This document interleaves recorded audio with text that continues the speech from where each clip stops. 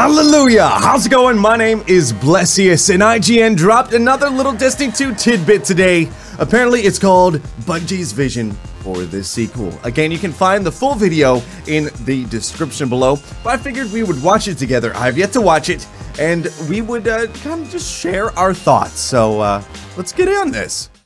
Whoa, check out that freaking... Is that a pulse rifle? There's the Risk Runner. Making a sequel to a game like Destiny is hard. Hard in the way that making a sequel to anything that people love is hard. But it's challenging because we have this game that brings people together over and over, and with making a sequel, one of the first things we thought about doing was, how are we going to bring more people into this world? Okay. Whether you're steeped in Destiny lore and you've read every Grimoire card and you've played for thousands of hours, or you're brand new to Destiny, you can get something out of Destiny 2, and you start at the same spot. It's funny that they mentioned Grimoire after... We are trying to make it a fresh start for everyone. After they was like, no more Grimoire. Pretty clear paths. Path A was a path where we keep taking King-style expansions going forward. Path B was ultimately the path that we chose, which was whenever a game comes out with a number on it, is an opportunity to bring people into the universe, to bring more players into the world. Okay, makes sense. We have a game that's sticky in that it brings players back together each week. It allows routines to be formed. Destiny's a game that can replace things like poker night or book clubs. It allows us to have experiences like golf night, but you're shooting monsters or you're trying to go to the lighthouse in Destiny 1. It creates excuses, it creates reasons for players to come together and play the game each week. Oh, the golden gun though. Those are elements that are key that It took two shots at that guy. Then take another whack at some of the ingredients. Ooh, that shotgun though. Enemy charge detonated. Man, I need to play some D2. Getting the story right has been super important for us this time, and by getting it right, that means telling a story that people can relate to, with memorable characters, you know, epic moments, and ultimately something that people can sink their teeth into. Okay. Yeah. There's also the story of the world. And what is that? An asteroid? They're going to discover by going on adventures. Giving what were those little shards going on there? Progress was important to us. Previously, we had a really strong subculture of people who got deeply into the Destiny lore and loved it. But it's a niche. We think more people can get into this. We're approaching storytelling not just from a basic A-plot and cinematic perspective, but like, how do we take story and put it throughout the game world? How do we put it in such a way that everyone who plays Destiny believes, this is a really compelling world. I want to know more about its characters. I want to know more about its history. That's cool. Inspired by the lore and the fiction that's in the Grimoire, what if that was in game? By finding these exotic weapons in the world, these exotic pieces of armor, and they were learning more about the characters and the history and the universe and the fiction of Destiny. I hope that means more than just flavor text. Because I want more than just flavor text for a story. Destiny is an incredible experience that has a lot of depth to it. And if you figure it out, if you crack that nut, you can see there are tons of things to do for you. Now we're trying to make it a lot more simple to know what to do. Designing a sequel and a game that can welcome new people in is all really related to this one principle that's been driving a bunch of Destiny 2's design, which is, you know, something I call unhiding the fun. If you see an activity on a destination, that's because you haven't done it yet. You can do it. Great. It's like whack-a-mole. Just get it done. And that will be in your milestone tray. These are the things you can pull up at any point, and it'll tell you like, hey, the next most important things to do, we think are this. You don't need to do them. But if you do them, this is the tier of reward you're going to get. Dude, that's what's up. That was almost overwhelming. Certainly at the pinnacle level of the game, we've tried to make a much tougher game that if you think of your weapons and items as a golf bag, we want you to look into your golf bag before you start an activity and go like, oh, what should we bring to this?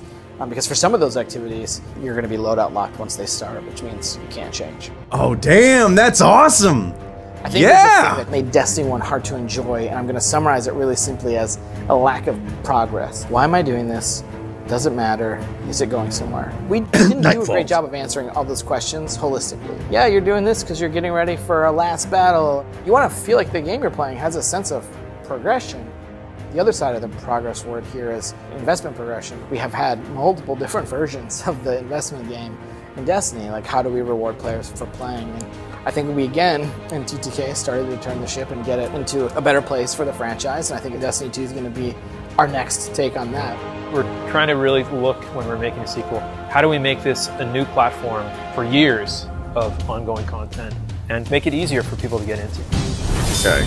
You want to be the game where you can encounter other people. You want to be the game where you turn a corner, there's something amazing happening, and there are other people to play with. We think of those people as potential friends, and we think of our world as a place where you can meet people who become your potential friends. Destiny is a game where you explore the ruins of a lost civilization, shooting monsters and aliens. Those gears scare the hell out of me still, man. And you move him or her around all these different activities, whether they're single player, cooperative, competitive, and it's that same character that grows over the course of several years.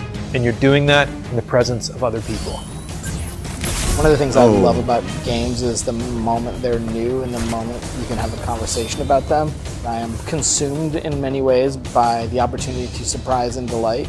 There's a lot of stuff in there that I don't want us to talk about at all, because I think it represents potential surprises and things we want you, the player, to experience on your own without us telling you it's going to be good.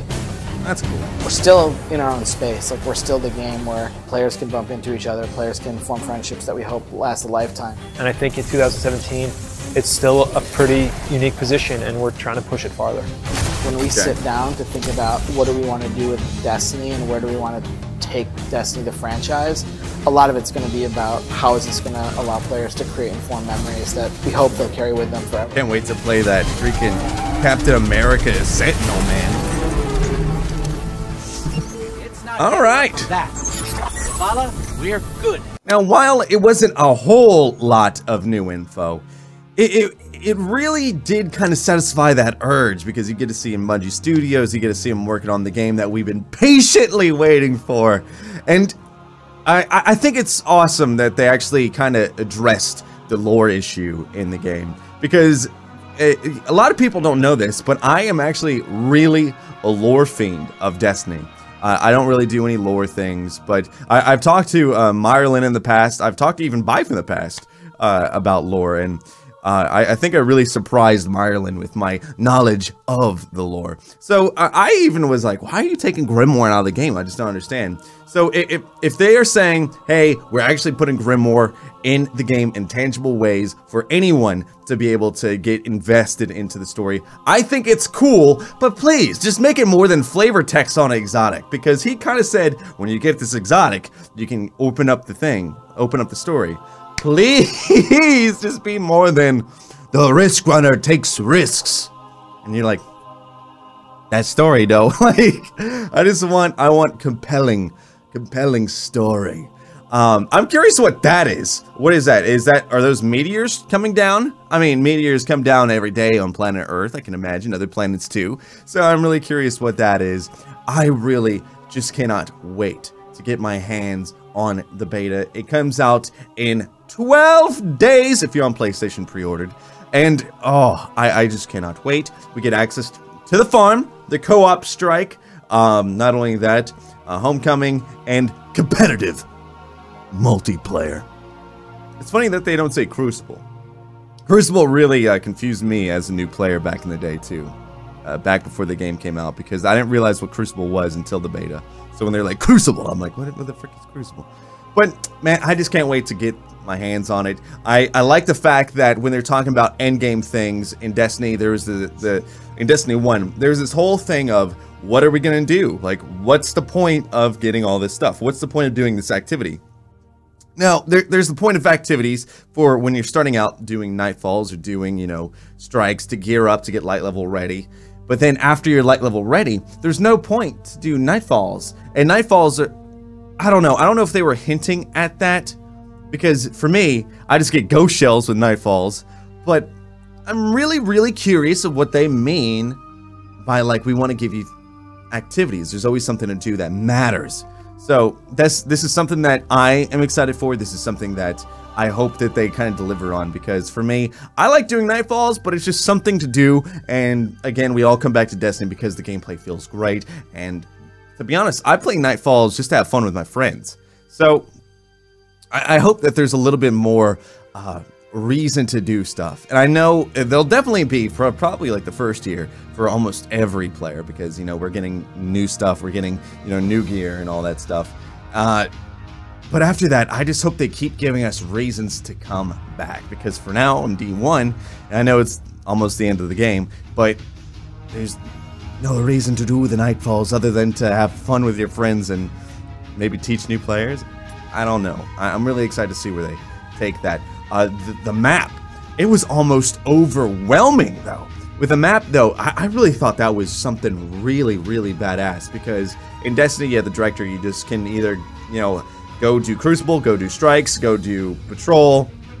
In this, it's just like, there's a map. I don't know how to get to the map, but there's a map, and it showed all this stuff that you can do, and like there's a treasure map, and like da-da-da-da-da. I'm just like, damn, that's like kind of overwhelming. And I haven't had that feeling in Destiny for a long time, since 2014, we're like, this is overwhelming. But to me, as a D1 veteran, even I'm like, damn, that's a little overwhelming.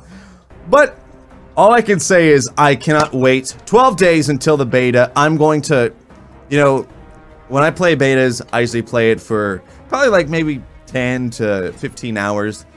My God, I'm gonna be playing this game like it's a cult, and I'm just like, I told my fiance, don't expect me much that week. I don't think she fully understood what I mean by that. I'm like, Sophie, I'm not gonna be around much that week.